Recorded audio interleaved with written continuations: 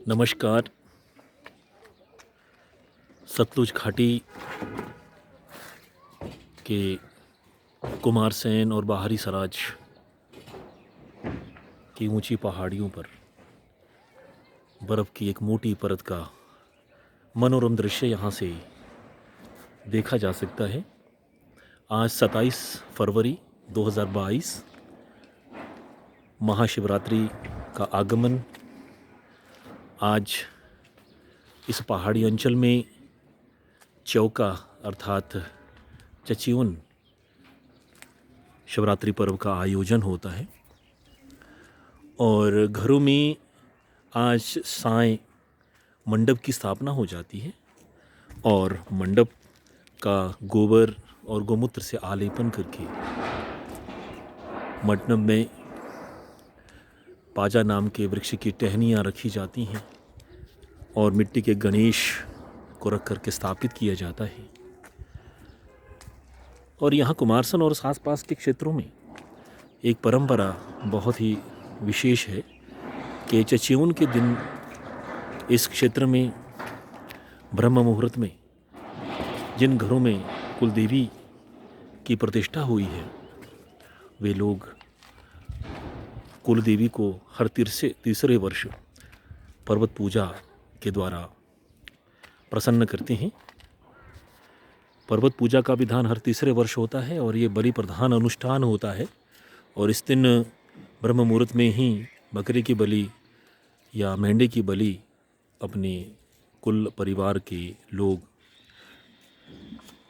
अर्पित करते हैं और ये पर्वत पूजा शिवरात्रि से ठीक 2 दिन पहले चचिउन वाले दिन ब्रह्म मुहूर्त में ही संपन्न होती है। और यूं भी हर वर्ष शिवरात्रि से 2 दिन पहले चचिउन या चौके का जो पर्व होता है ये मनाने की परंपरा रही है और इस दिन जहाँ कुलदेवी होती है वहाँ कुलदेवी की पूजा की जाती है। और कल यानी कि 28 फरवरी को ददोन का पर्व होता है। इसे छोटी शिवरात्रि भी कहते हैं। वैसे इस सतलुज घाटी क्षेत्र में एक बड़ी परंपरा प्राचीन काल से चली आ रही थी और कुछ क्षेत्रों में आज भी ये जीवित है कि शिवरात्रि से ठीक 1 महीने पहले जिसे हम कृष्ण चतुर्दशी कहते हैं और इसे तारारात्रि का नाम भी दिया जाता है। इस दिन जो है शिवरात्रि गीतों का गायन की परंपरा शुरू होती है। एक शुभ मुहूर्त देकर के देव मंदिर में ही शिवांजलि जति आंचली छाड़ी का गायन आरंभ होता है और पूरे 1 महीने के इस समय अवधि में पूरे क्षेत्र में पूजा पाठ का जो विधान है वो चलता रहता है। घर घर में जाकर के शिवांजलि शिव के भजन गाए जाते हैं।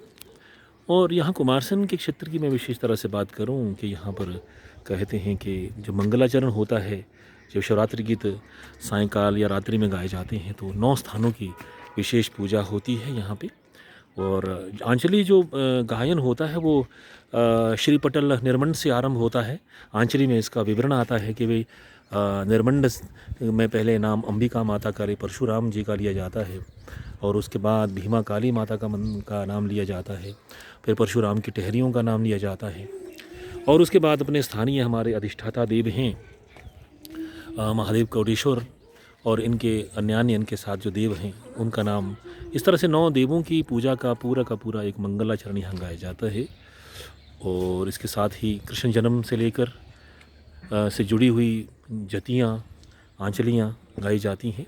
आंचली का भी जो लयात्मक स्वरूप है अलग अलग होता है। कुछ जतियाँ जो होती हैं वो ढीली होती हैं, कुछ नटावक होती हैं जो तेज़ गति से गाई जाती हैं और उस ताल पर नृत्य भी किया जाता है। तो परसों यानी कि 1 मार्च को महाशिवरात्रि का पर्व होगा। चदो जो केमटू के फलों और जौ वगैरह से ग्रंथिल करके लटकाया जाता है और उस दिन सारी रात्रि जो है गायन भी होता है और ये पर्व बहुत बड़ा पर्व है। तो महाशिवरात्रि की सभी को मंगल कामनाएं। जय हिमाचल।